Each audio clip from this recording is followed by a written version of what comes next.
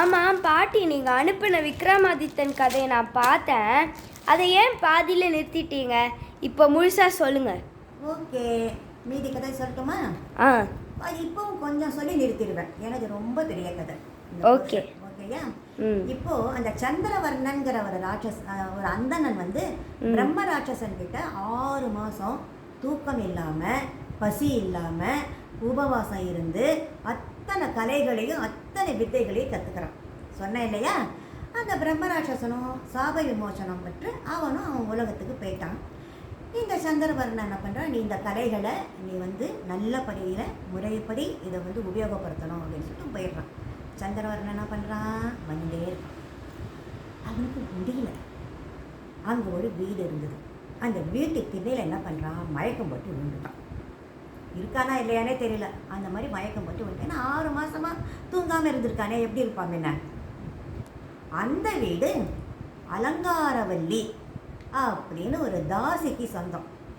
தாசின்னா என்னென்னா, இந்த கோவிலில் சுவாமி முன்னால் நாட்டியம் ஆடுறவன். அவள் வந்து தாசின்னு அந்த காலத்தில் சொல்லி கூப்பிடுவா. அவளுக்கு தனியாக வீடெல்லாம் கொடுத்து அவளை நல்ல இதுவாக வச்சுட்டு இருந்தாள். இப்போ இன்னும் நல்ல பணக்காரால தான் இருப்பாள். அந்த தாசிங்கிறவ மறுநாள் காலத்தால் என்ன பண்ணுறா, வாசலில் வந்து பார்க்கும்போது இவன் மயக்கம் போட்டு விழுந்திருக்கான். யாருன்னு தெரியலையே, பார்த்தா பிராமணன் மாதிரி இருக்கே அப்படின்னு சொல்லிட்டு வேலைக்காரனெல்லாம் கூப்பிட்டு, அம்மா இவனை கூப்பிட்டு போய் உள்ளே போடுங்கன்னு சொல்லிட்டு அவளை கொண்டு போய் உள்ளே போடுறான். ஐயா ஐயா ஐயா ஐயான்னு கூப்பிட்டு பார்க்குறா. அவன் எழுந்துக்கலை. உடனே பயந்து போய் மருத்துவரை கூப்பிட்டு வரா, டாக்டரை கூப்பிட்டு வரா. அவர் வந்து பார்த்து, அம்மா அம்மா உயிருக்கு ஆபத்து கிடையாது, இவன் வந்து ரொம்ப நாளாக பசி இல்லாமல் வயிற்றுக்கு சாப்பிடாம தூங்காமல் இருந்ததுனால இவனுக்கு இந்த மாதிரி ஆயிருக்கு. இப்போ இவன் உயிர் பழைக்கணும், கண்ணை திறக்கணும் அப்படின்னாக்கா என்ன பண்ணணும்னாக்கா, நிறைய ஒரு பானை ரொப்பி சாதம் நல்லா கொதிக்க கொதிக்க கொதிக்க நல்லா சாதம், அதில் நிறைய பசு நெய்யை விட்டு நிறைய கரிகாயெல்லாம் போட்டு நல்லா ஆவி பொங்க பொங்க பொங்க பொங்க பொங்க பொங்க அந்த சாதத்தை என்ன பண்ணணும், அப்படியே உச்சந்தலையிலேருந்து உள்ளங்கால் வரைக்கும் அந்த சாதத்தை அவன் மேலே அப்படியே அபிஷேகம் பண்ணணும். இந்த மாதிரி 7 நாள் அவனுக்கு அந்த மாதிரி அந்த சாப்பாடு தான் அவனுக்கு அந்த கொதிக்க கொதிக்க அந்த தலையிலேருந்து உள்ளங்கால் வரைக்கும். ஆமாம் பாட்டி, அவனுக்கு வந்துட்டு அவன் வந்து சாப்பிடாம இருந்தால் அவன் செத்து போக மாட்டானா பாட்டி? ஆனால் அந்த மந்திரங்களை உபதேசித்திருக்கிறவர் பலா அதிபலா. சொன்னேன்னு என்ன, ராமனுக்கும் லக்ஷ்மணனுக்கும் விஸ்வாமித்திரர் உபதேசித்த மந்திரம். அந்த பிரம்மராட்சசன் நீ 6 மாதம் தூக்கம் இல்லாமல் இருக்கணும், சாப்பாடு இல்லாமல் இருக்கணும்னு அந்த 2 மந்திரத்தை அவனுக்கு உபதேசம் பண்ணானோ இல்லையோ முதல்ல. ஆமாம், அந்த மந்திரம் எஃபெக்ட் ஆயிருந்ததுன்னா அவன் எதுக்கு மயக்கம் போட்டு விட போகிறான்? அவன் ஒரே ஒரு முகப்பட்டு அந்த மாதிரி பட்டு அது அந்த இது போயிருக்கு, முடிஞ்சு போச்சு. அந்த காலம் முடிஞ்சு போனதுனால அவனால் முடியல. அதுக்கப்புறம் அவன் தன் தொழிலை பார்க்க வரணும் இல்லையோ, அவன் அது வரைக்கும் கற்றுக்கணும் அப்படிங்கிற ஒரு எண்ணத்தில் இருந்ததுனால அவனுக்கு அது ஒர்க் பண்ணிட்டு இருந்தது. இப்போ நீ கூட இந்த கூடையை போட்டுருக்க, இந்த கூடையை நீ போட்டு முடிச்சே ஆகணும் அப்படிங்கிற ஒரு உத்வேகத்தில் நீ போட்டுட்டே இருக்கும்போது உனக்கு பசியா தாகமா தூக்கமா ஒன்றும் இருக்காது. யாராவது இது வரேன் இந்த போட்டு வரேன்னு போட்டு முடிச்சுட்டேன்னு வச்சுக்கோ, அப்புறமா என்ன தோணும் உனக்கு, பசிக்கும், விளையாடணும்னு தோணும், அதை தூக்கி போட்டுற மாட்டோமான்னு தோணும். அப்படி தானே இருக்கும், டயர்டாக இருக்கும்ல. அந்த ஒரு வேலையை நம்ம ஒருமுகப்பட்டு செய்யறதுக்கு உனக்கு ஏதாவது ஒரு தூண்டுகோல் தேவை. அதுக்கு அந்த மந்திரங்கள். ஓகேயா? அவனுக்கு அந்த எஃபெக்ட் எல்லாம் போய் இப்போ தன்னுடைய வேலையை அவன் செஞ்சுட்டு ஆகணும். இப்போ விதையை கட்டுண்டே இருந்ததுனா கூட அவன் தன்னை காப்பாற்றிக்கணும் இல்லையோ, அதுக்காக அவன் வந்து தானே ஆகணும். அவன் அந்த மாதிரி அவன் இயல்பு, அதாவது இந்த செயல்பட தொடங்குறான். அதாவது அது வரைக்கும் ஒரு இடத்துலையே இருந்துருந்தான், இப்போது நடக்க ஆரம்பிச்சிருக்கான். அப்போ அவனால் தாங்க முடியல. நம்ம 2 வேளை சாப்பிட்லைனாக்கா நமக்கு எப்படி இருக்கும் உடம்பு? பசியில் விழுந்துட மாட்டோமா? அவன் 6 மாதமாக சாப்பிட்லையே, அவனுக்கு எப்படி தெம்பு இருக்கும்? அதான் விழுந்துட்டான். அதனால் அவனுக்கு வந்து அந்த மயக்கம் தெளிஞ்சு அவன் கண்ணு முழிக்கணும்னாக்கா 7 நாள் அவனுக்கு அந்த காலத்து ட்ரீட்மெண்ட். அது சாப்பாடு வந்து அப்படியே அபிஷேகம் பண்ணி கொதிக்க கொதிக்க அந்த உடம்புல வந்து அந்த சாதத்துடைய எஃபெக்ட் அவனால் முழுங்க முடியாது, சாப்பிட முடியாது, தண்ணி குடிக்க முடியாது. ஏன்னா அப்படியே கோமாவில் இருக்கான் அவன்.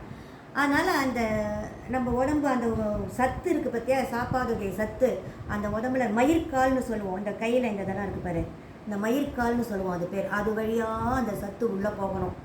அந்த சாப்பாடு சத்து உள்ளே போனால் அவனுக்கு சரியாக போயிடும்.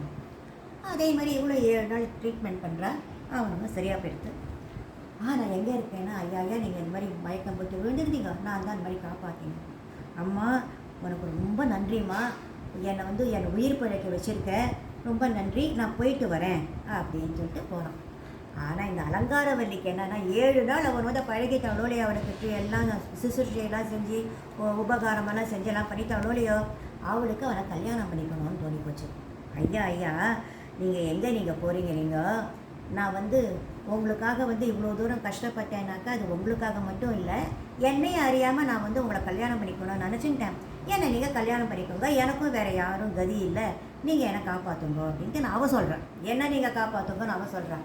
அம்மா இது தப்புமா, நான் பிராமணன், நீ தாசி குலம், நீ செஞ்ச உபகாரத்தை நான் மறக்கலை, என்னடிக்கு அதை ஞாபகம் வச்சுப்பேன், ஆனால் நான் உன்னை கல்யாணம் பண்ணிக்க முடியாது அப்படிங்கிறான். அவன் எவ்வளோ சொல்லி பார்க்குறான், இவனும் நல்ல விதமாகவே முடியாதுங்கிறான். சரின்னு எல்லாரும் சரி நம்ம ராஜா கிட்ட போய் கேட்போம் அப்படின்னு சொல்லிட்டு அந்த ஊர் ராஜா கிட்ட போய் கேட்குறான். ஐயா நான் பிராமண குலம், நான் ஏதோ வித்தை கற்றுக்கொண்டு இந்த அம்மா திண்ணையில் மயக்கம் பட்டு விழுந்துட்டேன், இவங்க காப்பாற்றினா இல்லைன்னு சொல்லலை, ஆனால் அதுக்காக நான் இவளை கல்யாணம் பண்ணிக்க முடியுமா அப்படின்னு சொல்கிறேன்.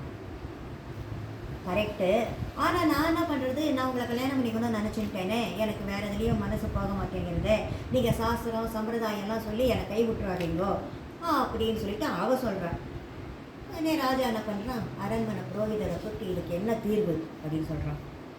ஐயா பிராமண குலத்தில் பிறந்த ஒருத்தனுக்கு மீதி குலத்திலேருந்து ஒருத்தரை கல்யாணம் பண்ணிக்கணும்னாக்கா பிராமணன், க்ஷத்ரியன், வைசியன், சூத்திரன் அப்படின்னு இந்த 4 குலங்கள், வேறுபட்ட குலங்கள்லேருந்து பெண்களை எடுத்து அவனுக்கு கல்யாணம் பண்ணி வச்சா அவன் பண்ணிக்கலாம்.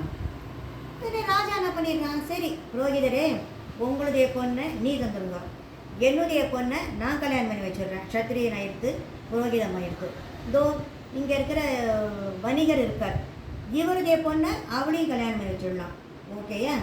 அதுக்கப்புறம் இப்போ அந்த அலங்காரவல்லியை கல்யாணம் பண்ணிட்டா சரியாக போயிடுமா அப்படின்னு கேட்குறாரு. சரி பண்ணலாம் அப்படின்னு சொன்னதுனால அலங்காரவல்லிக்கு இசைவாக இருந்தது. சந்திரவர்ணனும் சரின்ட்டான். உடனே 4 பேரையும் ராஜா கல்யாணம் பண்ணி வச்சுடுறான்.